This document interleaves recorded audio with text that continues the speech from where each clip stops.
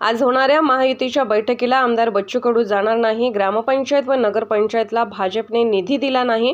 भाजपला लोकसभा महत्त्वाची तर आम्हाला विधानसभा महत्त्वाची, तर आमच्याही मागण्या आहेत त्या पूर्ण कराव्या। वापरून घेण्याची भाषा भाजपने करू नये।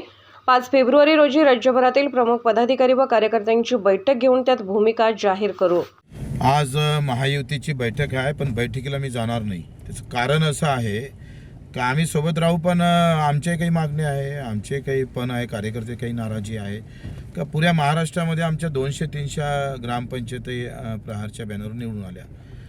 त्याला निधी पाहिजे ना, त्याला निधीच दिला नाही।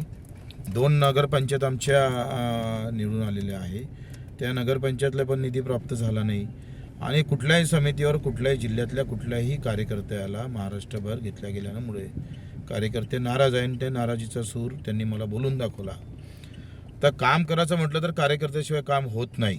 आणि त्याच्यामुळं जे आज बैठकीला त्यांनी आम्ही तटस्थ भूमिका राहणार।